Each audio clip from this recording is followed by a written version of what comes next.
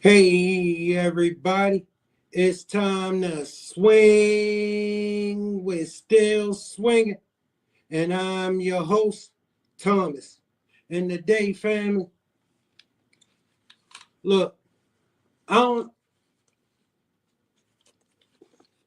they killing me. Them headphones blowing me because I don't know. The programming with these headphones. But then I ain't gonna be.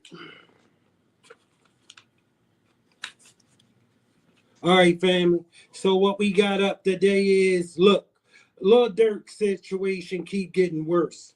All right, look, he going to court. You know what I'm saying? And he looking for the win, and he can't do nothing but lose at this point. All right, them lawyers keep lying to him. All right, his situation not gonna get better. All right, Young Thug, he out here on borrowed time. All right, he begging to get back in Atlanta, which let me know he begging to get back the right street. All right, YSL Woody, he doing this thing. And for extra, he went to addressing WAC 100. So family, without further ado, I'm going to jump into this and we going to get it popping, right? We going to get it started with Lil Durk because he up first. You know what I'm saying? And this just a little of what's going on with him right now. You know what I mean? Because the brother, he in a bad situation. He in a lot worse situation than he want to believe he in. So look, let me just add this and we going to see what's popping. Longtime friend's murder gets another setback in his case. Durk Banks, better known by his stage name Lil Durk, has been behind bars since October, accused of being the mastermind behind a plot to kill Georgia rapper Quando Rondo, whose real name is Taekwon Bowman. Quando Rondo, along with his sister and cousin, were ambushed and shot at in Los Angeles, California in August of 2022. While Quando Rondo and his sister survived the attack, his cousin was murdered in the hail of gunfire. But that case goes back further than that, as prosecutors say it all stemmed from a 2020 shooting that left another rapper, who was also the close friend and frequent collaborator of Lil Durk, dead. According to Lil Durk's federal indictment, prosecutors say on November 6 of 2020, a man named DB, who was a high-ranking member of Lil Durk's Only the Family, or OTF, and the friend of Lil Durk, got into a fight with another person identified in the indictment as TB. The indictment says an associate of TB pulled out a gun and shot DB multiple times, killing him. Now, the indictment doesn't have the full names of TB or DB, but the circumstances match the November 6, 2020 shooting death of rapper King Von, whose real name is Davon Bennett. And of course, we know Quando Rondo's real name to be Taekwon Bowman. So where does Lil Durk come into play here? Well, federal prosecutors say after King Von's murder, Lil Durk wanted revenge. According to the indictment, Banks made clear in coded language that he would pay a bounty to anyone who took part in killing Quando Rondo for... Let me tell you something, family. First of all, Lil Durk did not want revenge. He did not. He was happy King Von was gone. All right? That solved a lot of his issue. All right? But the problem was the same reason he needed King Von. That's the same reason he had the revenge for King Von. The ghetto in his comments. All right, listen. You want to be a tough guy? You think you're going to be sliding through the ghetto smoking Tuka? You're going to need King Von. You're going to need OTF Jam. The problem is, them niggas tougher than you.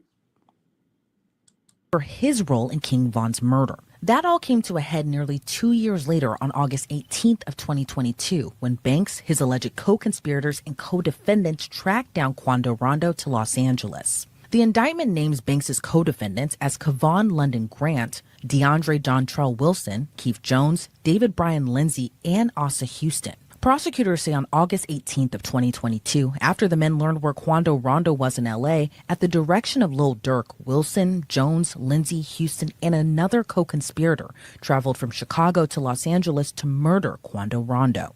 Meanwhile, Lil Durk and Kevon Grant traveled on a private jet from Miami to LA allegedly to help coordinate the murder. That same day, Banks allegedly texted co-conspirator 3, "Don't book no flights under no names involved with me." But the feds say that same co-conspirator purchased the plane tickets using an OTF credit card. The unnamed co-conspirator 3 also allegedly confirmed to DeAndre Wilson through text that Wilson, Jones, and Lindsay had the same airline ticket confirmation. And Wilson messaged a friend on Instagram saying, "On my way to LA." From there, Kevon Grant allegedly purchased 4 black ski masks from a sporting goods store, but used cash to pay. But seemingly messed up when he allegedly used another OTF credit card to rent a hotel for the co-conspirators. Prosecutors say after Grant met with the co-conspirators, he gave Keith Jones, David Lindsay, and another unnamed co-conspirator firearms, including a firearm that was modified to operate as a machine gun. From there, Grant allegedly provided 2 cars for himself, Lindsay, Wilson, Jones, Houston, and another co-conspirator to find and kill Quando Rondo. The following day, using a BMW and Infiniti allegedly rented by Grant, the men tracked down Quando Rondo first to a marijuana dispensary, then to a clothing store. But it would be an LA gas station that would be the site of the deadly crime. According to the indictment, Asa Houston drove the Infiniti to an alley behind the Beverly gas station, then parked the car so Jones, Lindsay, and unnamed co-conspirator 2 could attempt to murder Quando Rondo. Prosecutors say the men shot at Quando Rondo's car. Family, they picked a terrible spot, didn't they? But ended up killing his cousin, who was standing next to Quando's car. Then the men fled and went to a local burger joint to discuss payment. The same day Quando's cousin was killed, prosecutors it was a terrible idea. say an OTF credit card was used to purchase plane tickets from San Diego back to... I'm telling you right now, whoever is unnamed co-conspirator 2 is telling. Chicago for Wilson, Jones, Lindsay, Houston, and co-conspirator 2. Fast forward to October of 2024, prosecutors say Lil Durk allegedly... When they said everybody else's name and then call him co-conspirator 2, he telling. tried to flee the United States and booked plane tickets to several different countries, including Italy, Switzerland, and Dubai, but didn't board the plane for any of the flights. Instead, he was arrested near Miami International Airport. And even though Lil Durk isn't accused of pulling the trigger, he faces the same charges as the other men, including 1 count of conspiracy, 1 count of use of interstate facilities to commit murder for hire resulting in death, and 1 count of using, carrying, and discharging firearms and a machine gun and possession of such firearms in furtherance of a crime of violence resulting in death, all of which he pleaded not guilty to. Surprisingly, his trial was slated for January 7th, just 3 months after his arrest, but that date was pushed back to October 14th of this year. It all comes weeks after an unsealed affidavit filed by an FBI agent alleged Lil Durk was involved in another murder for hire plot. That affidavit reportedly cites texts and social media posts from 2 people discussing the payment from Lil Durk for the 2022. Who think he gonna beat it? Put a 1 in the chat if he gonna beat it, and put a 2 in the chat if it's no. Murder of 24-year-old Stephon Mack, who was alleged to be a Gangster Disciples leader. The agent alleges Lil Durk was offering money for people to kill those responsible for his brother's murder. Lil Durk hasn't been criminally charged for that alleged murder for hire plot. However, prosecutors did use that affidavit as evidence to get Lil Durk's request for bail denied, and he, as well as his co-defendants, remain behind bars since their respective arrests. But all of them are facing a hefty sentence, the rest of their life in prison, if convicted. So much to unpack, so let's bring on now criminal defense attorney and former prosecutor Safa Robinson Ferrer. Safa, it's always great to see you. First I have to ask your reaction to this whole case. Lil Durk is a Grammy Award-winning artist, but federal prosecutors allege that he's this mastermind behind the plot to kill Quando Rondo in retaliation for his friend King. Family, put a 1 in the chat if you think Durk got a chance of winning this case. If you don't think he got a chance, put a 2 in the chat. Von's death. What are your thoughts about this case overall? It's not surprising to see an indictment come about as a result of that. I think that there have been rumors and talks in the industry for years with regard to Lil Durk and his position with respect to his friend King Von's death and anything that may have been retaliatory in nature. So this is not the first time that I'm hearing of these alleged acts as an attorney, but this is certainly the first time that we now have an indictment alleging these specific acts against him. And what we've seen, in more recent times is that law enforcement is going after individuals who are high-profile individuals or celebrities and rappers in essentially prosecuting them. We saw that in the Young Thug case. We see that in this case now. We see that in the Sean Diddy Combs case.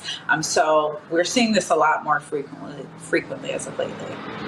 Yeah, and reading through this federal indictment against Lil Durk, it seems like there's a lot of evidence stacked against him, from the text messages to the use of credit cards and other kind of trails of evidence. What do you make of that, given if you are going to orchestrate something terrible like this, that you might try a little harder to kind of cover your tracks? They say cash is king. When you use electronics and you use credit cards and things of that nature, you're leaving a paper trail all the time. Even when you use social media, you may think that a video has disappeared because you've used Snapchat. It has not disappeared. It has been preserved and made available for law enforcement. And so essentially here in this case, there are allegations that... I wish he would have made a better decision. If he would have just made a better decision. Credit cards were used that were associated with Lil Durk. Also transportation via airplanes, rental cars, and things like that the government was ultimately allowed the government to tie these things to him. And so in cases like this, of course, I would never recommend doing anything like this. But always remember that you are leaving a paper trail anytime you use an electronic, a cell phone, a computer, a credit card, or anything like that. Hey, for all you business owners or anyone who wants to start a side hustle, I want to take a quick second and tell you about something that can really level up your business game. And it's odoo.com and their really cool accounting app. So if you want to take control of your finances and make your accounting life a just a murder for hire plot, Quando Rondo's cousin was actually killed in this ambush in 2022. Do you think that's why federal prosecutors are after Lil Durk too, and not just kind of the men who are allegedly accused of kind of being the trigger pullers in this case? Do you think, had Quando Rondo's cousin survived the attack or not been shot and killed, that they would be after Lil Durk too? I think that they would have been after him regardless. Like I said, there have always been rumors in the industry with regard to his possible acts and things of that nature. And so That ain't gonna help him. I mean, he if it wasn't for him, it wouldn't have been the act. Okay, he paid for the act to occur. again, it That's what they accusing him of.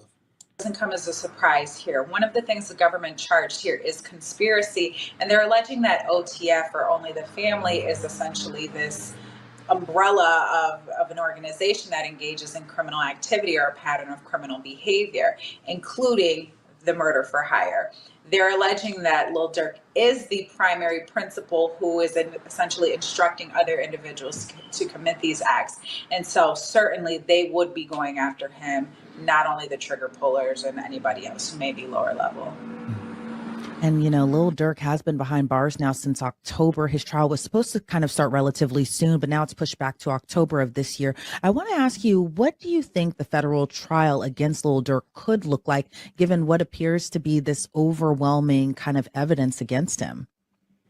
I expect his trial to more than likely be months long. It can take anywhere from a month to a few months. I think it was a good move on the defense end to adjourn the trial out so that they can get through all of the discovery. They can continue through their investigations and things of that nature. And they really want to bulletproof their defense. And adjourning the trial till October really gives them an opportunity to do that. Now, of course, Lil Durk doesn't want to sit there. Nobody wants to sit, in prison or incarceration. But I think that was the best move necessary to protect his rights. As far as the trial and what that will look like, I expect that there's going to be a lot of evidence that the government's going to be using. I think that they're going to try to go at this in the way that the prosecution went after Young Thug and his group, and do a prosecution that includes all of the defendants and at one trial, or consolidate the defendants into one proceeding because of the amount of evidence and the witnesses that they would use. So I expect that, but I expect Durk's attorneys to really go after the prosecution in this case. And while they're trying to point together and pin together these alleged acts that have spanned, I think, since the initial 2020 incident. That's what's going on with Durk right now. His lawyers, family, they lying to him. They robbing him right now. And I'm telling you, Durk getting sued from a lot of companies because he got a lot of financial obligations that he can't fulfill because he in jail. Okay? Listen, they suing him. They gonna get their money from him. Shooting incident, the defense is going to attack it each and every step of the way. Do you think prosecutors will use music and his own lyrics kind of against him in trial? I am expecting that is going to happen. And I personally, as a defense attorney, have a significant issue with that. We have a First Amendment right here in the United States.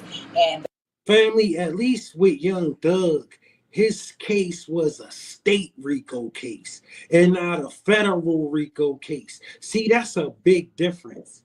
You know what I'm saying, family? The difference is this. Like that Young Thug RICO case, that's why states don't try RICO cases. They seen how hard it is to try a RICO case.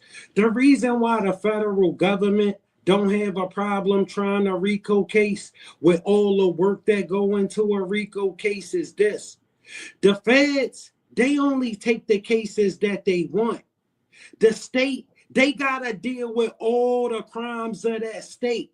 So they can't spend all of these resources on a RICO when the federal government, see, they just choosing their cases. So they can spend all the resources focusing on you, nigga, once they choose you.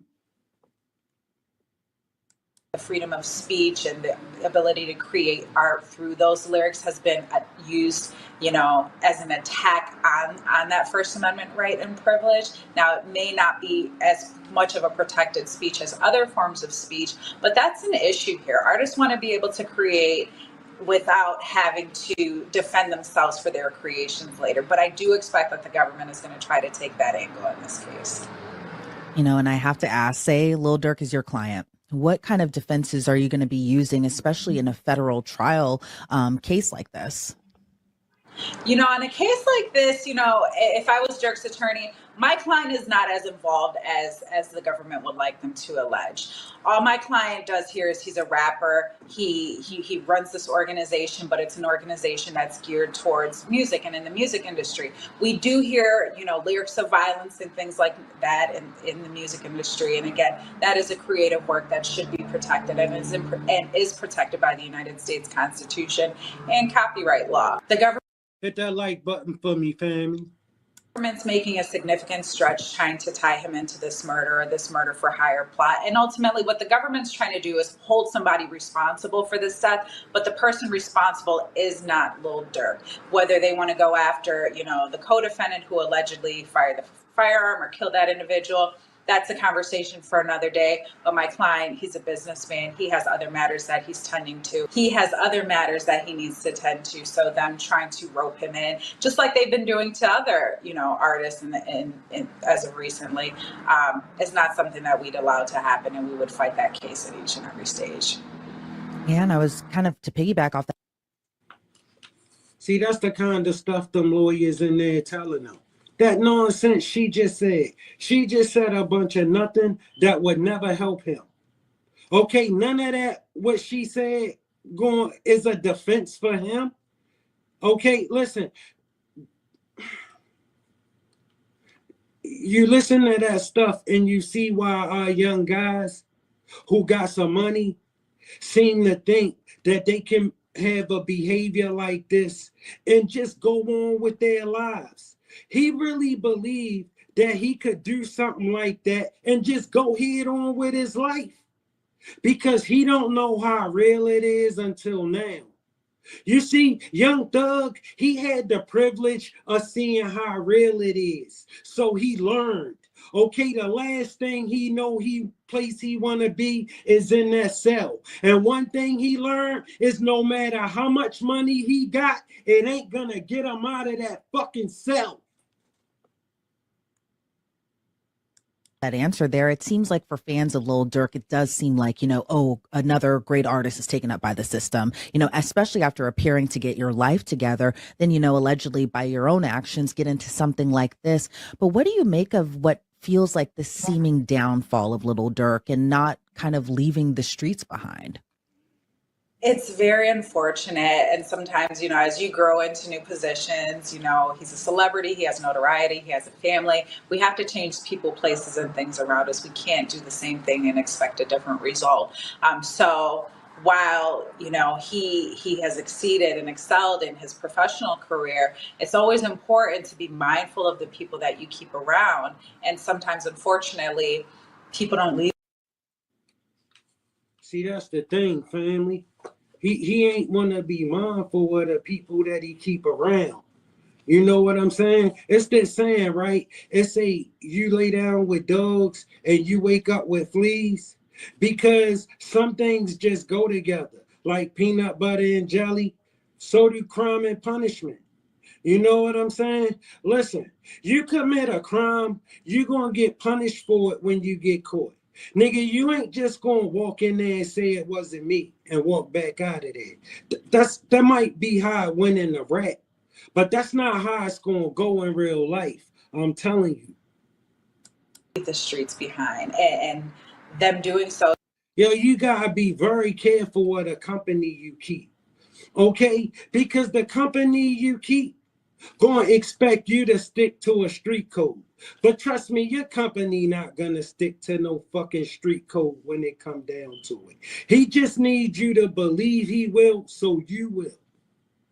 All right? But I'm telling you, you're gonna find OTF jams and you're gonna find King Von's. King Von's stupid out of his mind. Okay? That's how he got his life taken, bro. King Von got his life taken being stupid out of his mind. Okay? He asked for what happened to him that night. Lord Durk knew that. Okay, the reason why Lord Durk had to respond to that, the ghetto was in his comments, telling him he needed to slide for Von. All right, because Dirk would have never made a decision like that on his own. He not that kind of guy. Look at Dirk history. He rapped. He was a rapper.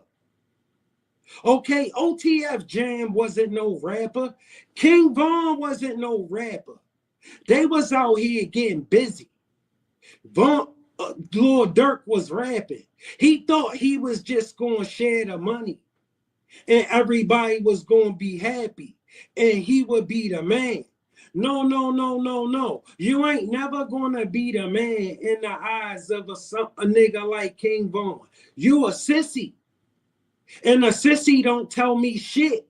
You ain't never going to be the man in the eyes of a OTF Jam.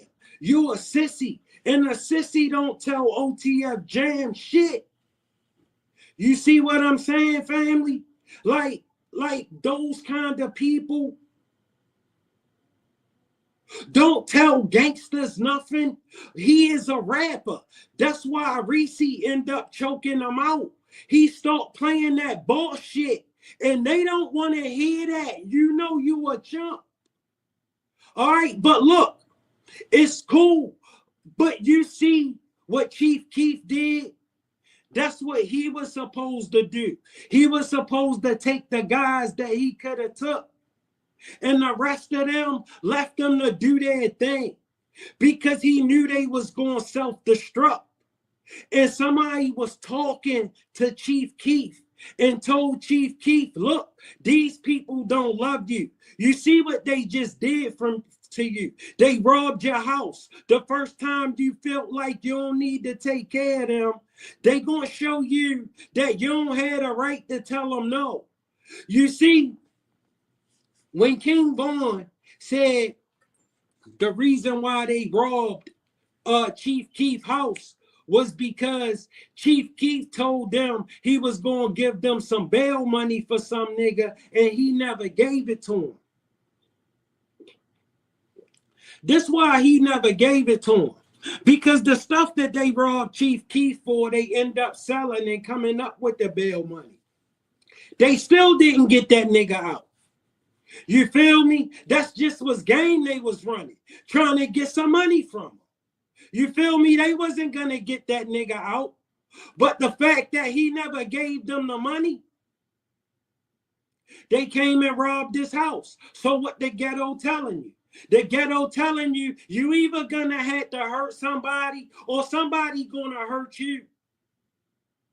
So you know what? Chief Keef said, later for this. I'm out of here. I ain't got to do this. He went to Calabasas. He larger than life. Lil Durk in jail on his way to the penitentiary for trying to prove to the ghetto that he really a G when he not really a G. Because if he was really a G, he would have prayed to been Lil Durk and got the fuck away from that little ass slice of hell right there in Chicago called 300 in O Block. You see the first thing he did when he got some money? He got straight the fuck away from there because ain't nothing there to see. That's the stuff nightmares are made of. Don't nobody aspire to live in O Block. Only people that aspire to live in O Block is people that don't gotta live in O Block. Because when you gotta live in the trenches, you hate the fucking trenches. You don't think nothing special about the fucking trenches. The minute we get something, we buy triplex condominiums. We get the fuck away from there. I ain't going to go back there for what? Why the fuck you think I got away from there? You think they love me? They don't love me. They want to rob and steal from me. Why? Because I won't give them shit. And in the ghetto, if you ain't going to give them shit, you ain't going to stay here. You're going to stay here. It's going to be a problem. Trust me. And listen, if you're going to run through the ghetto smoking Tuka, you're going to need King Von. You're going to need OTF Jam. See, because they can back the ghetto up off of you. They can back the ghetto up off of you, but they come at a price, nigga, that you can't pay. I'm telling you, you can't afford it. Lil Durk is paying the price, the cost of those friends. That's how much those kinds of friends cost. As a part of a safety and a Nigga, you can't afford it. coping mechanism for the things that they've previously experienced in their lives, but you have to protect yourself and your family first. So it's very unfortunate that he's in this situation. Hopefully he's able to overcome this with the help of his attorneys. Yeah, and I guess we'll kind of have to wait and see how this all continues to unfold and play out. Safa, I want to thank you so much for your time today. But before we sign you off, though, where do you think that everything kind of goes from here in terms of the trial process? And do you think that an October date will be the October date for the trial? I think the October date will be the date for the trial unless there's a reason to adjourn it and maybe some attorney scheduling. But from here on out, we're in trial preparation mode. We're interviewing witnesses. We're getting through that discovery. Where he at right now, family, that's where he gonna be. He gonna be sitting. All right? It's over for that guy. Family, you don't bring that many people to do nothing. Can nothing happen from involving that many people but a disaster? Okay, it was a rush job. Okay, he had some dudes from Chicago who the furthest they ever been from that block is to jail. The prison. That's the furthest they ever been from O Block.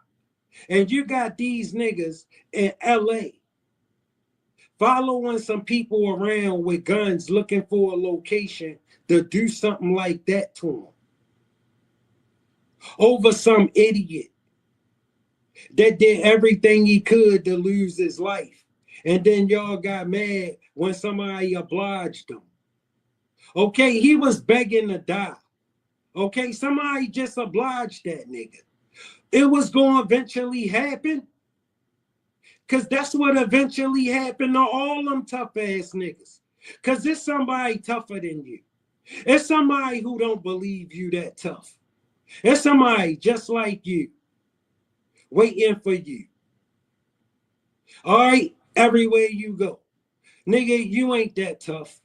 Okay? And I know you think, oh man, he from Baltimore. How the hell he? Listen, I don't care where you go on this planet, and I've been around. Trust me, I've been around, nigga. Niggas is gonna be niggas. All right? I know you think them niggas where you stay tougher than the niggas where I stay. You think them niggas special? No, they ain't. They all the same. Wherever you go, niggas think they tough. They all think they tough. All right? That shit don't change. That attitude don't change. They broke as a motherfucker, but tough.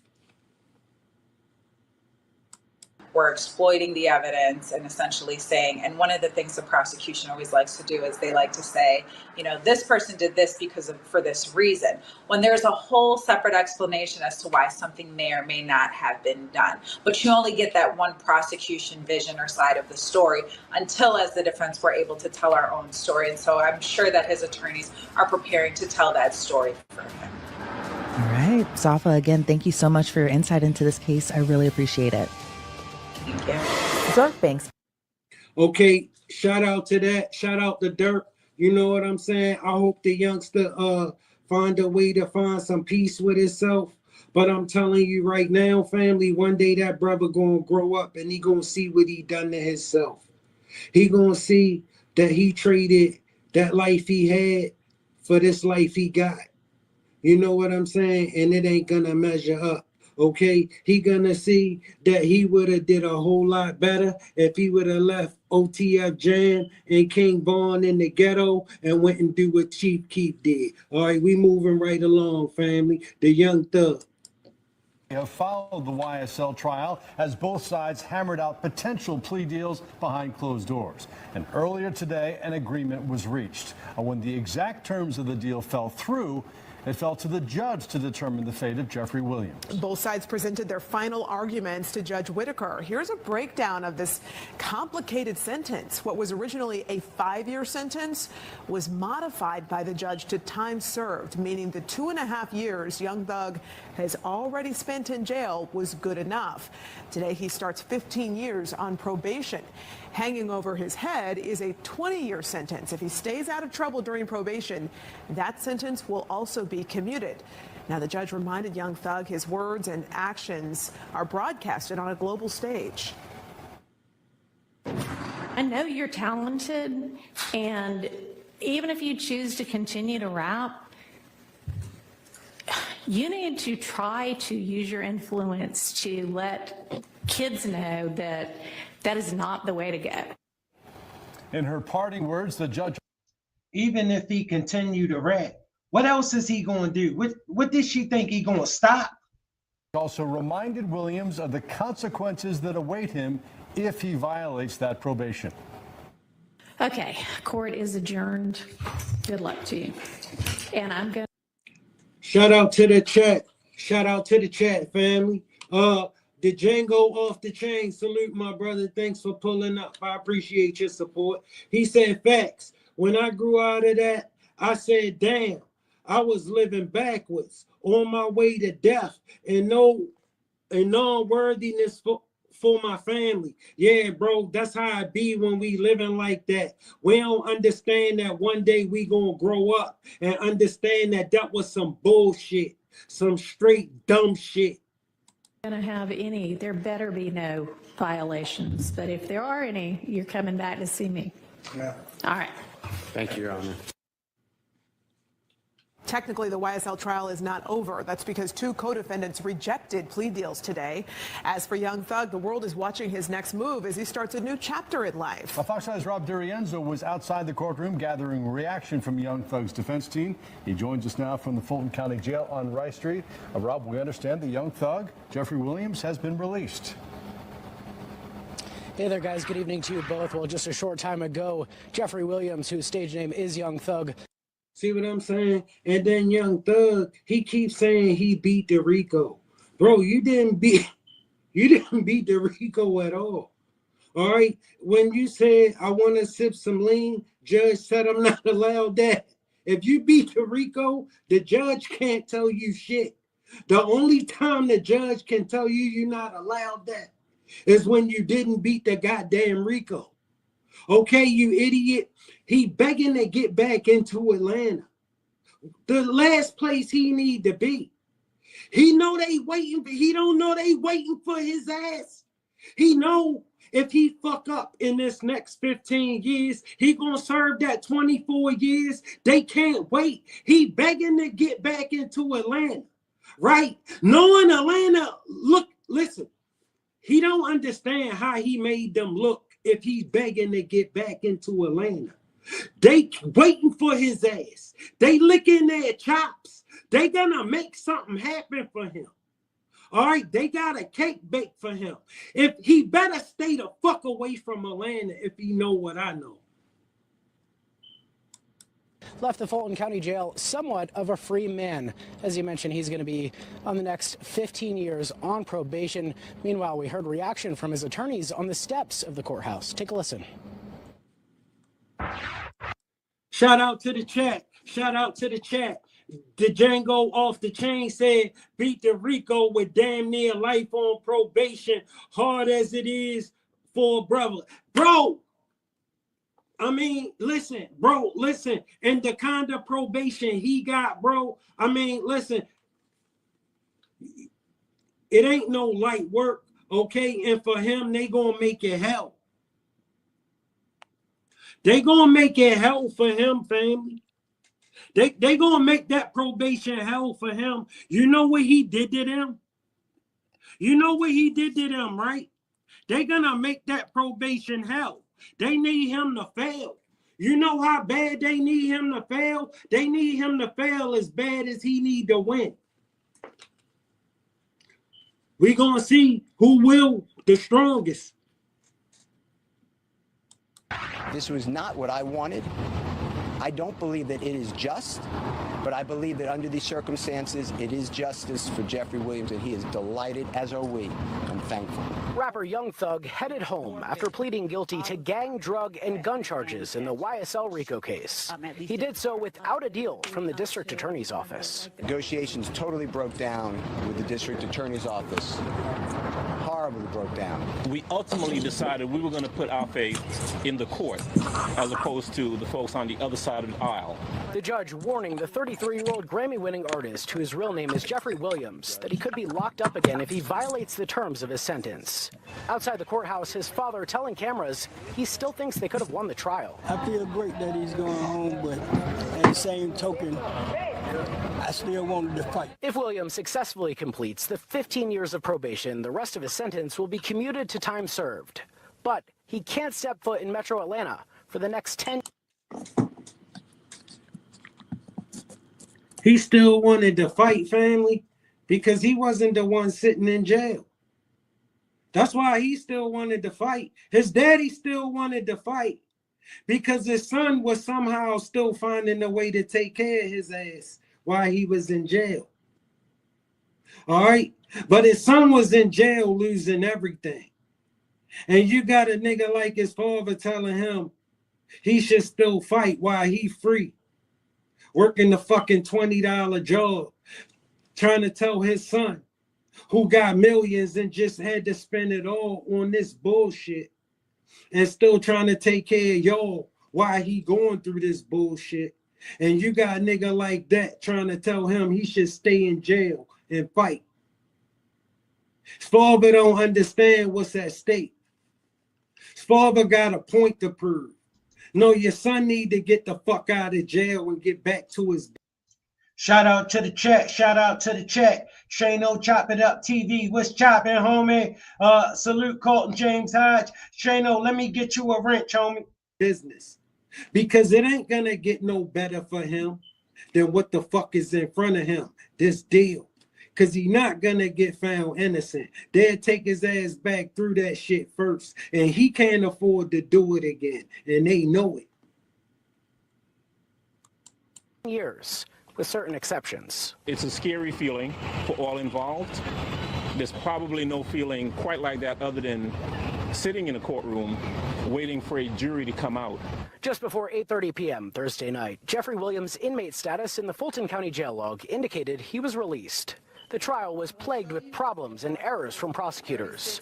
But criminal defense attorney Joshua Schiffer, who already had on his Halloween costume, says in this outcome, there was no clear winner. Both. Check this out, family. We ain't got long to go before we get to the next one, right? This nigga begging to get back into Atlanta. This damn fool. Sides gave up something, some more than others. There's a lot of valuations that are really tough to understand unless you're sitting in the shoes of the state or of those defendants, looking at the conditions and what's on the table.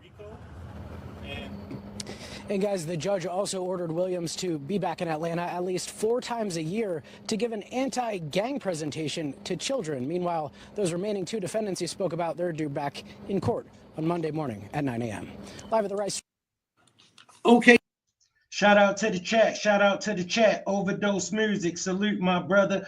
Appreciate your support as always. Thanks for pulling up. Hey, family. So, you know, that was the deal, right? So here's what's up.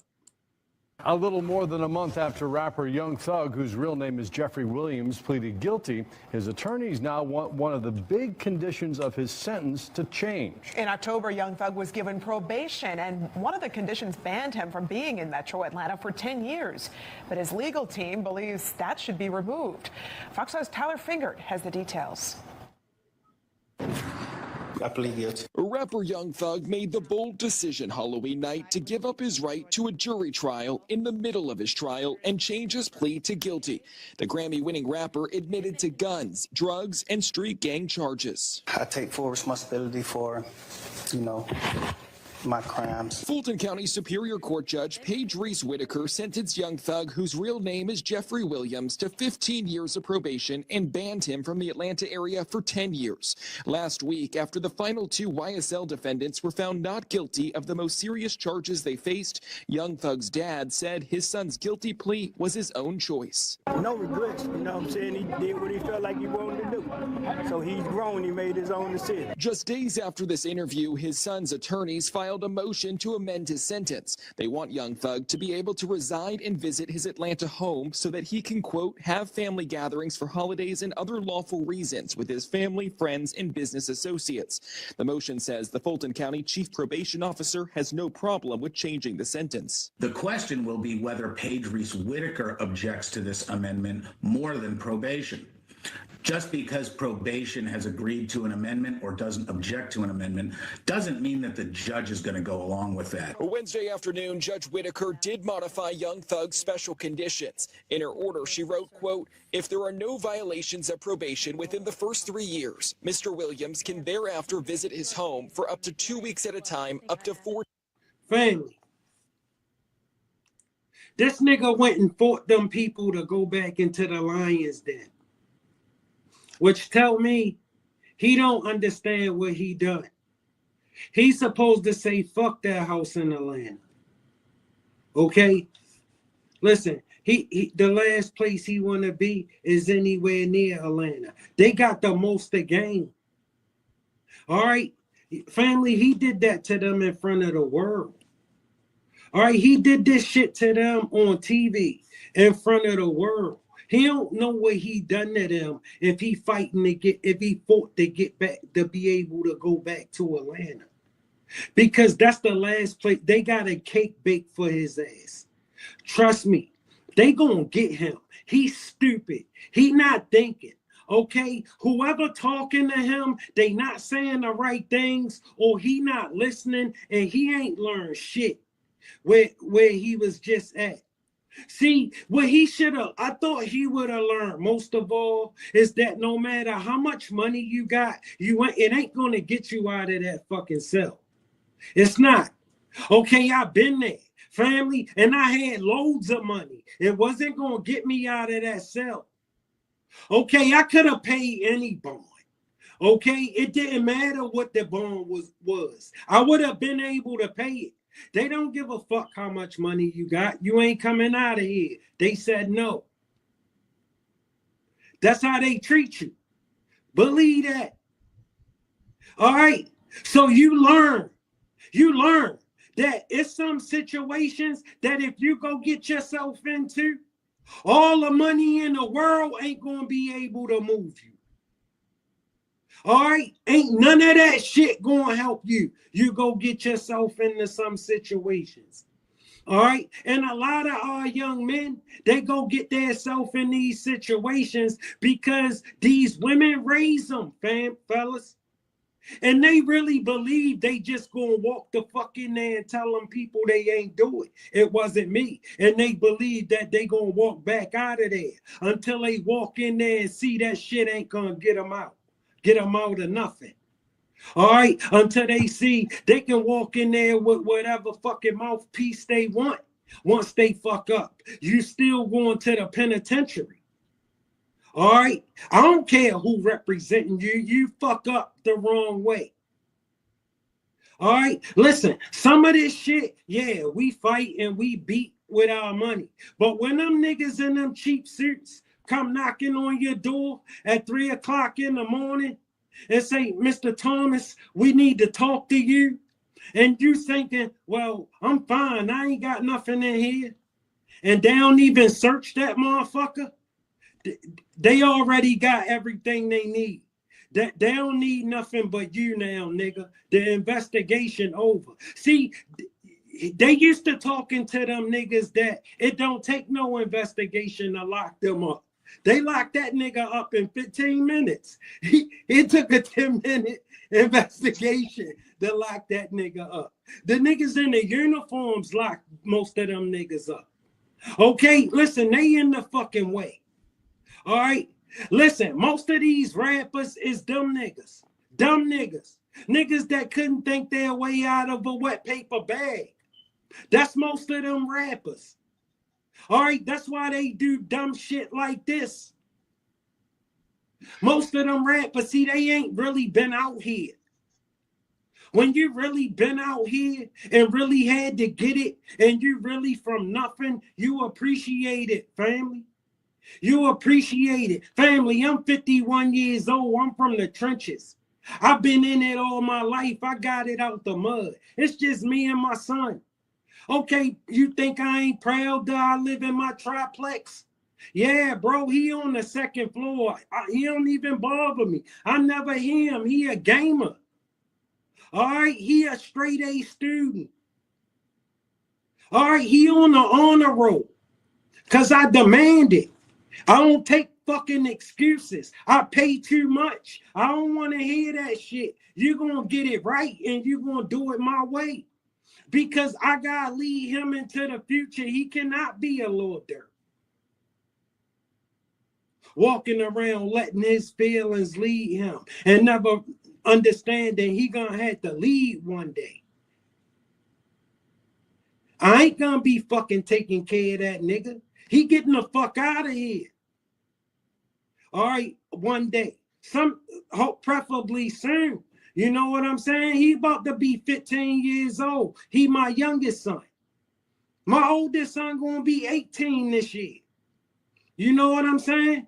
I got bros running to me talking about they want to have babies. You better get the fuck out of here. I ain't raising no more kids. That's it. All right, because his mom passed in 2021, family. It been me and him. You know what I'm saying? Look, he the last one. I'm getting him through school. Boom. Once my job done, Dominican Republic. Miami, Dominican Republic, might do some time in Nigeria, will do some time in Nigeria because I heard it's really beautiful. You know what I'm saying? And I definitely need to get over there and spend some time. But look, see, that's how I'm planning my future. You know how Durk planning his future with all he had? Well, all he had, he turned it into nothing like that. With all Young Thug had, he almost turned it into nothing like that. He begging to get back in Atlanta so he can turn it into nothing again like that. This nigga begging to go back into the Lions Den. He don't know what he did to them. Yo, they charged him with a RICO and had to let him go on TV. They don't give a fuck that he on probation. They had to let him out of jail after they said he did all of these treacherous things. They had to let him walk out of there. You know what he did to them? Do he know what he did to them? He trying to get back in Atlanta. That tell me his father can't talk to him. His father can't talk to him because for real, he his father. You can't talk to no nigga that take care of you. That's impossible.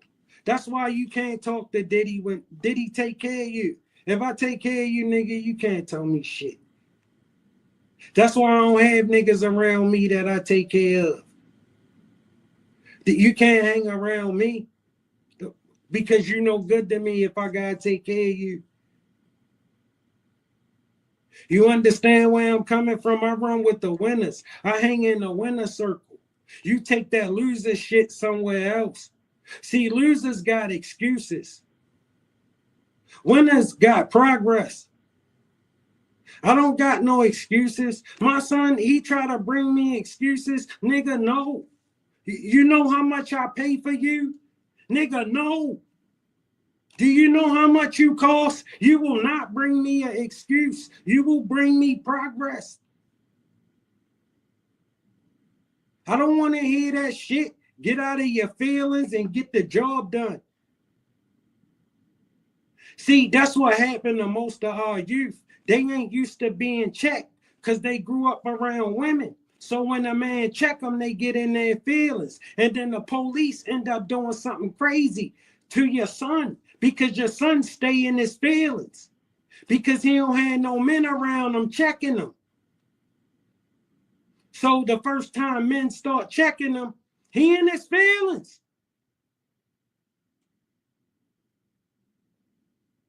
He got resentment for men. The resentment that mama gave him. That resentment that she got for him. He stay in his feelings. And most niggas that stay in their feelings stay in the penitentiary. I promise. 4 times per year. Young Thug's attorneys aren't the only ones filing motions. Attorneys for Diamante Kendrick, also known as Yak Gotti, are asking for bond.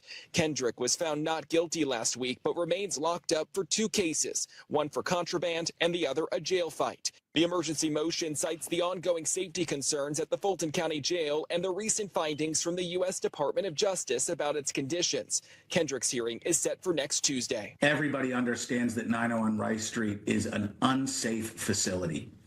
Mr. Kendrick has a valid request that he be kept somewhere safe and that his fundamental constitutional rights should be satisfied. In downtown Atlanta, they could give a damn about your fundamental constitutional rights. None of that conditions. You ain't getting the fuck out of there until they say so. All right?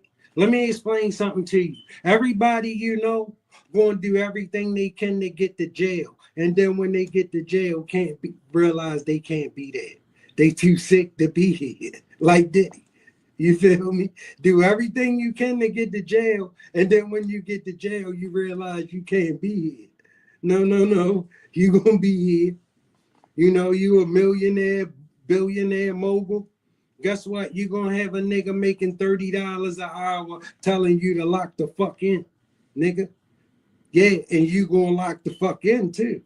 Yes, you are. You know, you might get to make some extra phone calls and do some privileged shit like, you know, sneak an extra feel on the bitch and they'll turn their eye. The shit that, you know, normally a free nigga would bet you, it's going to be all that to you. All right, because you dumb and stupid and a fucking idiot. Let me tell you why Diddy going to end up getting forever in there. See, like me, if they come to me and I'm Diddy and they offer me 15, I'm taking it. I'm gone. All right, I'm getting the fuck out the way. But Diddy not going to do that. He just can't see himself being in there for 15 years. He don't understand that if you don't want to do the 15, you damn sure ain't going to want to do the 50. All right, like I understand. I already don't want to do the 15. So you know I ain't trying to do the fucking 50. Give me the 15. Lee, I can see the end of that. Not Diddy. He can't see the end of a 15 years in jail. To somebody that never been to jail before and never dreamed they would ever be in a cell, and he got all of this money, and all of these lawyers keep telling them how they gonna fight for him, and he got 4 or 5 of them, and they all charging him $10,000 an hour, $20,000 an hour. Meanwhile, he being sued out of his ass because he got all of these obligations that he obligated to fulfill that he can't fulfill because he in jail. They suing him. They gonna get their money. Ain't none of them victims getting no fucking money. That nigga going to jail broke. I mean, he gonna have some paper because he did it. And niggas gonna take care of him on the low. They just can't associate with him on the, you know what I'm saying? But niggas gonna always take care of Diddy. Diddy did a lot for the right people. The people he ain't fuck with, he ain't do shit for. That's how I go. Because Diddy got 1 million people around him all the time, who all of them think they should be rich because they know this nigga. And if a bitch ever gave him some pussy, he definitely owe her something. You better know it. If I got famous right now, do you know how many women I'll be talking about he groomed me, knowing I only knew her for 45 minutes. I just forgot to call her back. You know what I'm saying? Look, that's how I go when you live this life. You feel me? It was a fast life, family. I was running through them like the rest of us who was living this life. All right, we were sharing them. All right, it was just most of the niggas, it was cuffing season. We all cuffed one or two, you know what I'm saying? Listen, that's how I go. You know what I'm saying? But if she on the scene, we was tagging her. That's how it was, because we was on the scene. And we fucked with the cuties on duty. And the cuties on duty, that's how we meet the ball players. She hook them up with me because I make sure they got what they need. You feel where I'm coming from? Like, bro, that's how I go. We all live in this life. All right, and listen, ain't nobody perfect. Ain't nobody above catching the hiccup, bro. None of us. But the majority of us not thinking about being out here trying to ruin somebody, running a youngster. You in a car full of people with automatic weapons, riding through the streets, following a man who going about his business, not bothering nobody, trying to gun him down. You gunned down his cousin. You from the ghetto in Chicago. You too stupid to know you in Beverly Hills. And if you do something right here, they gonna find you. You don't know that when you from the ghetto. And the furthest you ever been from 300 building is the penitentiary. Because that's the furthest OTF jam been from the west side of Chicago. Was when he got on that blue bus and went to prison. Until Durk flew him and the rest of them boneheads out to put in this work. You do anything with 6 niggas, I promise you going to the penitentiary. You do anything with 6 people, you going to prison. I promise you going to fucking prison, you dumbass. All right, listen. You ain't gotta be the smartest sharpest knife in the drawer to know you get ready to get yourself into some dumb shit. All right, you don't. DJ, you go crazy. Now I heard you mention church, and your preaching, your pastor, right? Tell us about that transition. Like how did you tap into your spiritual side? Well, I've been in church all my life. I told you I wasn't never trying to be no gangster. So my whole family, we grew up in this one church. It's in Mechanicsville. When I was in the feds, I pled guilty to 5 years. And my preacher came to my sentencing and he was like, he spoke. And when he spoke to the judge, he spoke so highly of me that the judge was impressed. And she be like, you the first person to come in front of me that have a preacher here speaking on your behalf. And she was willing to release me that day. But I had signed for 5 years, so my federal defender, she had to stick with the plea agreement. Because if I would have said, we asked for time served, they can withdraw. So when he came and did it on my behalf, he didn't judge me for my past. He didn't. He looked at me how he always looked at me. So I locked it in my mind. Once I got out of jail in 2019, I went to church, but not as much as I do now. Like right now, I don't miss a Sunday. And if I do, it's because something occurred that made me miss it. So, Yeah, that's what's up. Can you give us an example or a situation in which like that was God? You know what I'm saying? Like something happened and it was God, it was only God type shit. Oh, a lot of stuff. But the most scariest one was this Rico. They locked everybody up. Like people, who the snitching, who the snitching? Okay, say what y'all want to say, but the truth of the matter is, they didn't put me on the case. You know what I mean? I just thank God every day for that. Despite how, right? Because you weren't included with the 28 that were arrested, right? I wasn't indicted on that period. Right. So it's just like, I don't know why, and I ain't questioning it either. I'm very thankful. I mean, See, because the state don't know shit about trying to RICO. That's why I was so surprised they charged them with a RICO. Okay, because you know how much work go into a RICO. That's why states don't try RICOs. Okay, and they saw how much work went into a RICO. Actually, went into a RICO. It was too much. That's how they made them look stupid.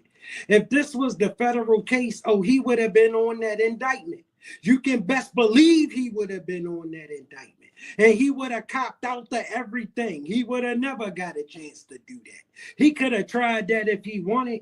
They would have sentenced his ass like he never said nothing at all. Okay? They would have oiled his ass up and lit his ass on fire. I promise you.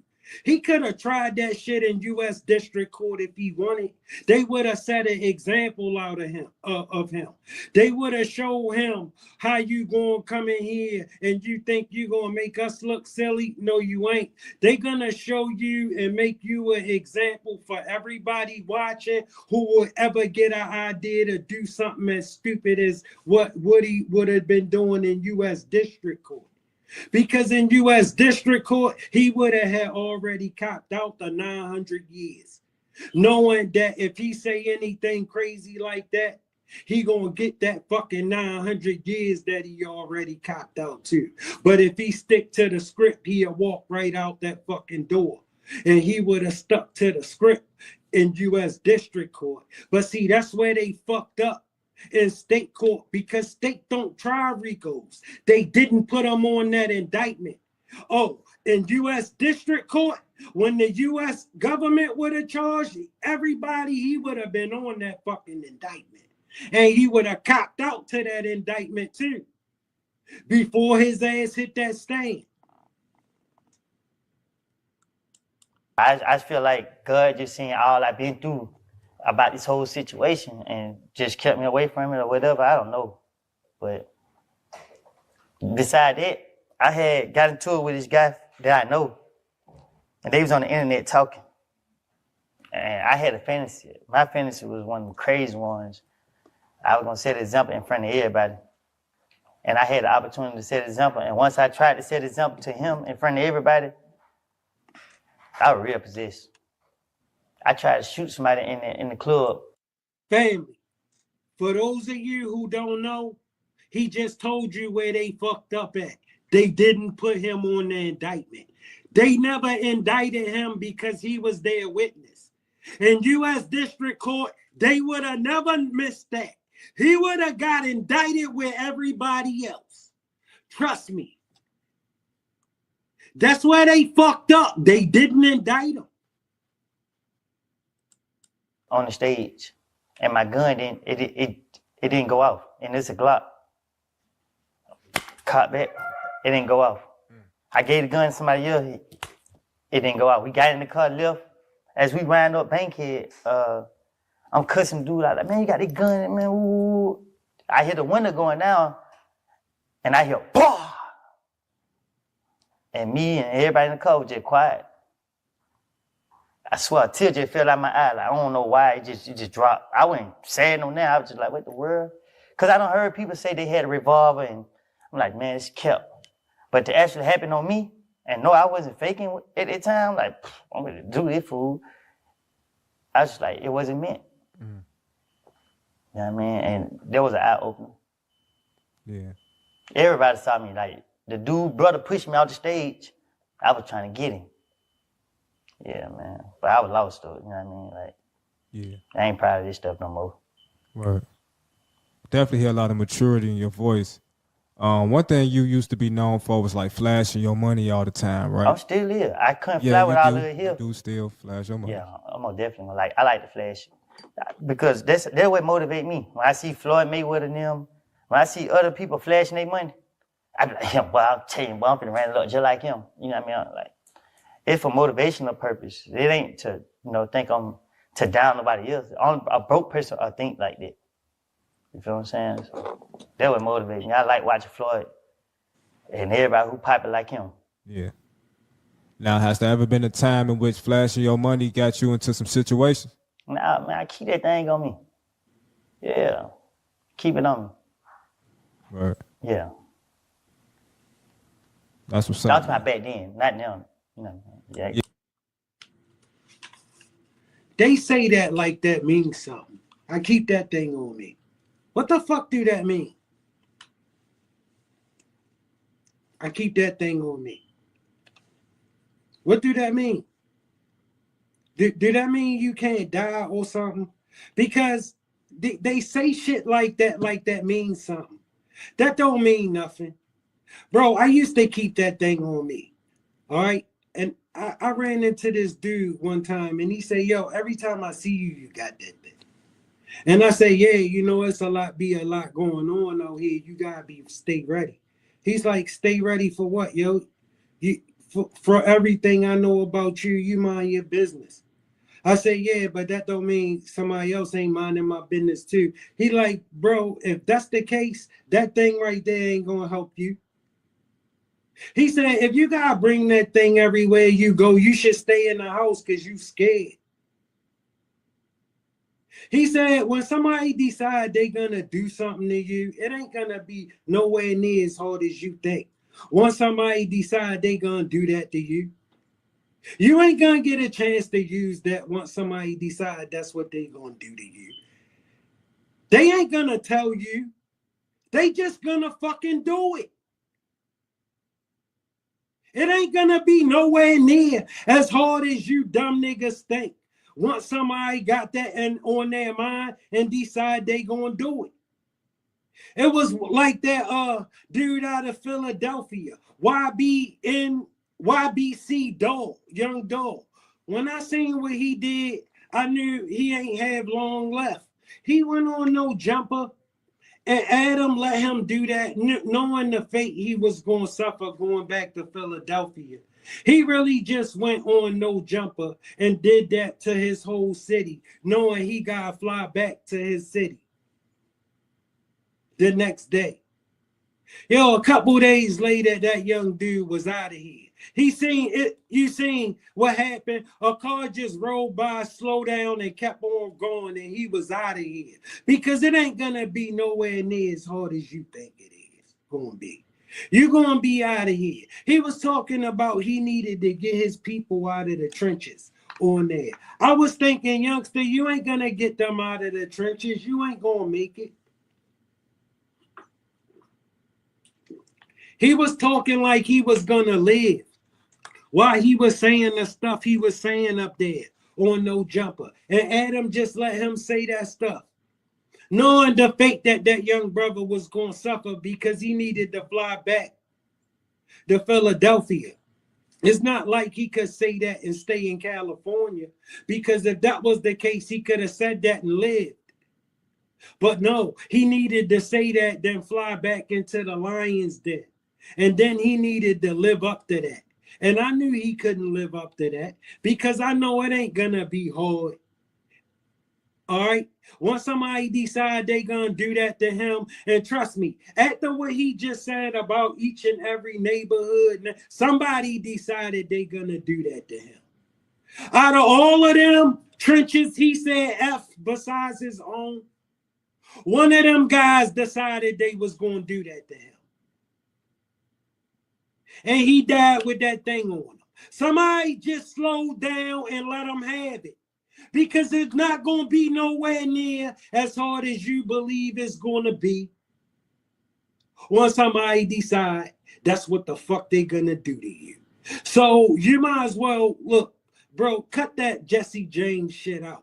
This ain't the Wild Wild West. All right, that's some bullshit. Get it off your mind.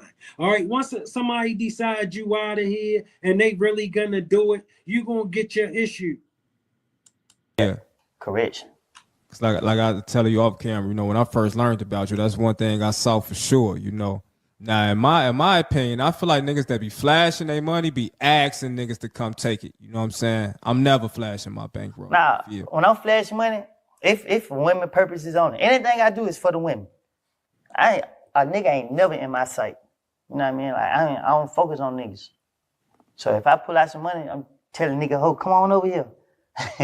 But nah, I'm just playing. But nah, if I pull out money and flash, let them know, yeah, we having it, we getting it. I mean, I didn't see them pull out money and flashing and there wasn't nothing but niggas around. Get to it. Y'all broke over there. Y'all need to come on over here and get to it too. It ain't. Yeah, because at the end of the day, if you around people and they win it, you ain't winning, you don't need to be around them.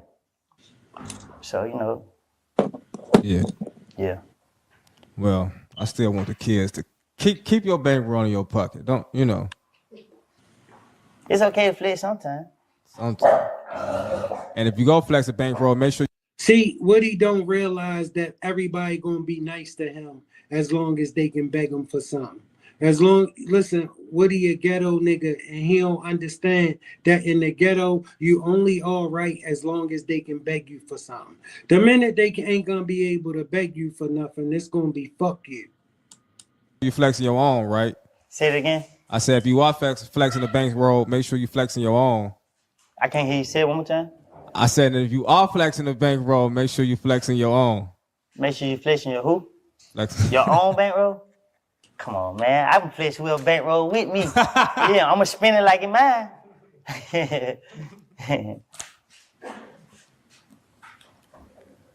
When was the first time you was like touching some money? Like how old? See, Woody one of them dudes, right? What he hope is that people remember. People remember that when he was up, because he know this gonna come to an end. And what he hoping is that the people remember when he was up, he did all this shit for them, and they gonna let him stay with them and not put pressure on him to contribute. And that shit ain't gonna happen for him. He gonna be looking for that when he don't have shit in a couple years. All right, because Woody can't sustain this. He don't actually do nothing, fam. When you started hustling, like what was your first hustle? I'm from Canterville, you know what I mean? We gonna get it how we know. Yeah, I ain't gonna tell my first hustle on here because ain't no telling what them people got going on right there. Right. Yeah. But my first time, I got like my first real money. To me, I got like 20,000 like this. I was geeked up off of it. It was over with, but I didn't let that situation draw me into those activities. You know what I mean? I just like, okay, I got this. I'm a smart person at an early age because I take my money and bring it to a certain person like, hey, here, I got this right here. I need you to make it grow. And I keep a small portion and go out of here and do what I do with it, but that money growing. And I still doing other little things, so. Yeah. Yeah. Now, there's definitely, See, Lil Woody funny because he's smart enough to know he's not smart. If you understand where I'm coming from, he's smart enough to know that he's not smart and he need people to help him. You feel me? That's a good start. That's a great start because most niggas like Woody would never admit that. They won't. They would never admit that. All right, Woody's smart enough to know that he not smart. So he needs smart people to talk to people who he believes at least that's intelligent. definitely a message that you got, you know what I'm saying, within yourself that these young niggas need to hear because they run in the streets without a clue. You know what I'm saying? Like literally, you feel me? Lately here on DJ UTV, you know, I've been talking to guys that's like in their early 20s, and we've had a couple guests that left us, you know what I'm saying, shortly after our interview. You know, they doing drugs, bro. You know what I'm saying? They just want to catch a body for real. Like this how they coming. You know what I'm saying? This what they rapping about in their music. You know, and I'll be trying to tell them like, man, it's only one or two ways you can go with that. You know what I'm saying? But with you, you know, having to spend so much time of your life, today your birthday, you know what I'm saying? In and out the system, you know what I'm saying? In and out the jails, you know. Tell them how dirty it is in there, you know what I'm saying? Tell them how lonely it is in there, you feel me? You know, paint that picture for them, you know, when you got to wake up to another man taking the shit right up, you know, right next to your head, right? Well, first of all, it starts with the pain that you cause it. You cause the pain on yourself. You sitting there want to blame everybody else for your actions.